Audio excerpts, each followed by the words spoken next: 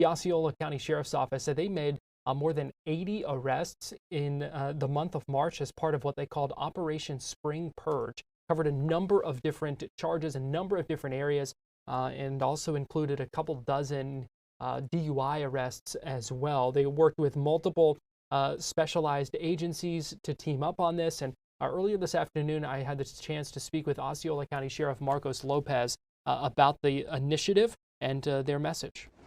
Spring purge, pretty much we're cleaning house.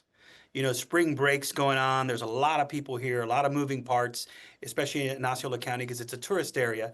So we decided to do a special operation targeting massage parlors, traffic, DUIs, narcotics, anything we can do to help keep our tourists and our communities that are not in the tourist areas safe during the springtime. And that's what we did, and it resulted in 88 arrests.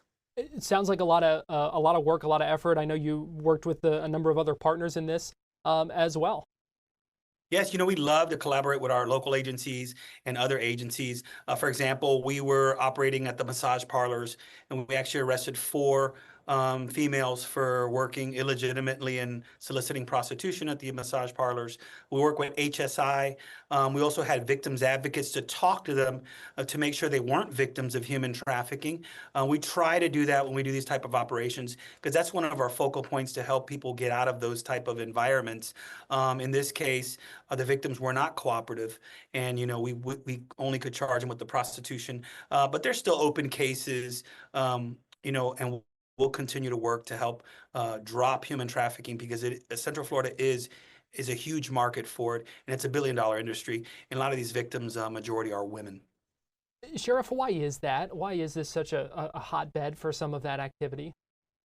Well, I think, in general, a lot of it's man's needs, sometimes just you participating in these massage parlors or in when someone's soliciting prostitution on these forums or on these back pages, that's what kind of feeds this industry and this beast. If we wouldn't participate in these type of activities, I think the human trafficking aspect of this would come down significantly when it comes down to the prostitution. Of course, there's child labor. There's men that could be human trafficked. There's a lot of different aspects in the human trafficking, but it's such an industry where we've seen it globally turn into a billion-dollar economy. But the main people that fund it are people who are supporting these type of things.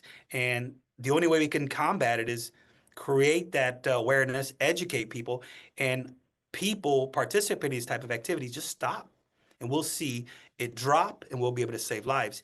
We also work with our ICAC unit, Internet Crimes Against Children. We arrested several for possession of child pornography, images of children in pornographic positions and acts. Those people are sick. They prey on our children. They're predators.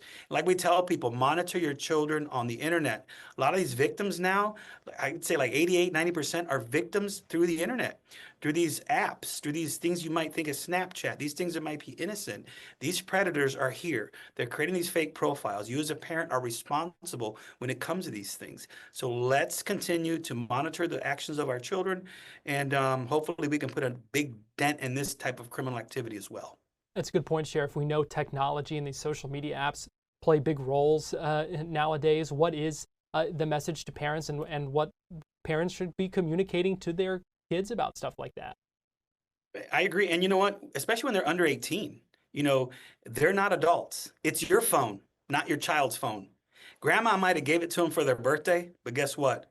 You're responsible for the type of things that they're doing on the internet. Give them the passwords. You should be in control of that. They shouldn't be in control of those type of things. Monitor the groups that they're in. You might think of an innocent thing like a Roblox game. They start interacting with people, but you know what? They're probably interacting with someone who's a predator, who's grooming them, who's trying to get them into one of these little rooms to interact privately with them and eventually say, hey, you want to meet at the mall? Hey, this and that. And they could become a victim of human trafficking. They can get hurt. They can lose their lives. So these are the things that we have to monitor and make sure that we're watching to keep our kids safe. Let's zoom out for a second here. In Operation Spring Purge, why are big, large-scale kind of operations like this, how are they helpful as opposed to, your normal kind of day-to-day operations? Our normal day-to-day operations with these specialized unit that actually targeted specific areas where 88 arrests were the results of the operation. We also need to make sure that people understand that just because we do a big operation like this doesn't mean we're taking anything away from any other day.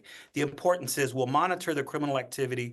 We'll look at what areas are higher and lower because crime does fluctuate in different areas. And then we get all these units together and say, hey, today we're going to hit this. Tomorrow we're going to hit that. Tomorrow we're going to hit this. And we work together and the results are there. And it sends a message to the community and they see a large police presence. It's more getting everyone together and make sure that we're combating crime and focusing on different type of criminal elements. So make sure that people realize and know that we're keeping them safe. We have zero tolerance against the criminal activity here in Osceola County. Like I tell people, there's like 67 counties. Go to any other county. Don't come here because you're going to go to jail. Is that the bottom line here, Sheriff? Is that the message you want things like this to send? Yes, we want law-abiding citizens. We have a lot of them here. We want people to understand, don't come here and prey on our people. Don't come here and prey on our citizens because we're going to arrest you and stick you in the jail where you belong. And hopefully you'll stay there for a while and think about what you did.